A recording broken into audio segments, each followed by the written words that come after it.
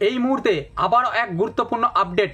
আফগানিস্তানে ভয়ঙ্কর ভূমিকম্পে মৃতের সংখ্যা বেড়ে দাঁড়ালো 800-র ওপরে। আহত বহু, ধ্বংসস্তূপ সরিয়ে চলছে জীবিতদের খোঁজ। গভীর রাতে আফগানিস্তানের উত্তর পূর্বে কুনার প্রদেশে 6.3 মাত্রার কম্পন অনুভূতি হয়। কোথাও কোথাও ধসে পড়ে বাড়ি। প্রশাসনের আশঙ্কা, ধ্বংসস্তূপের নিচে চাপা পড়ে রয়েছেন বহু মানুষ। তৎপরতার সঙ্গে উদ্ধার কাজ শুরু হয়েছে। সে দেশের স্বাস্থ্য মন্ত্রক সূত্রে খবর, এখনো পর্যন্ত জালালাবাদের কাছে এক গ্রামে 30 জনের মৃত্যু হয়েছে। নানগড়ে এখনো পর্যন্ত মৃত্যু হয়েছে 9 জনের। আহতের সংখ্যা অন্তত 25। তাদের স্থানীয় হাসপাতালে ভর্তি করানো হয়েছে। তবে আশেপাশের গ্রামগুলি মিলিয়ে নিহতের সংখ্যা প্রায় 800-র ওপরে।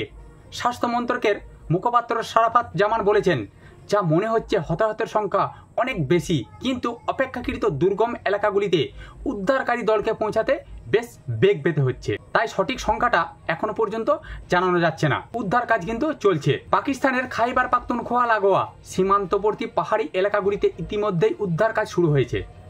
প্রাদেশিক তথ্য প্রধান নাজিবুল্লাহ হানিফের কথায় এখনো পর্যন্ত শয়ে শয়ে আহতকে হাসপাতালে ভর্তি করানো হয়েছে।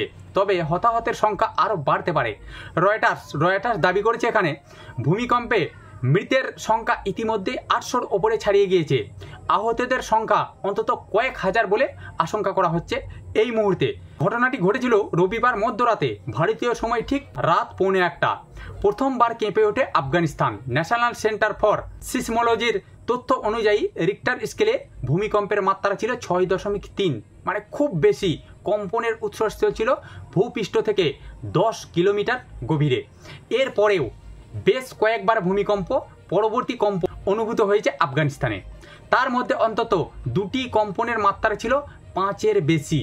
কম্পন অনুভূতি হয়েছে ভারতের জম্মু ও কাশ্মীর এবং দিল্লির আশপাশের এলাকাগুলিতেও। আফগানিস্তানের বিস্তীর্ণ অঞ্চল, বিশেষত হিন্দুকুশ পর্বতমালা সংলগ্ন ওই এলাকা ভারতীয় এবং ইউরেশীয় প্লেটের সংযোগস্থলে অবস্থিত। এর আগে 2023 সালে 7ই অক্টোবর 6.3 মাত্রার আরও এক ভূমিকম্প হয়েছিল আফগানিস্তানে। গুঁড়িয়ে গিয়েছিল দেশের প্রায় একাংশ। তালিবান সরকারের তরফে জানানো হয়েছিল মৃতের সংখ্যা 4000 ছাড়িয়ে গিয়েছে, যদিও পুরো রাষ্ট্রপুঞ্জ জানায় মৃতের সংখ্যা 1500-এর কিছু বেশি। তো আজ এই পর্যন্তই। চ্যানেলে যদি নতুন হয়ে থাকেন অবশ্যই সাবস্ক্রাইব করে দেবেন, কারণ প্রত্যেকটা মুহূর্ত এই ধরনের নিত্য নতুন ভিডিও আমি আপনাদের কাছে পৌঁছে দেব।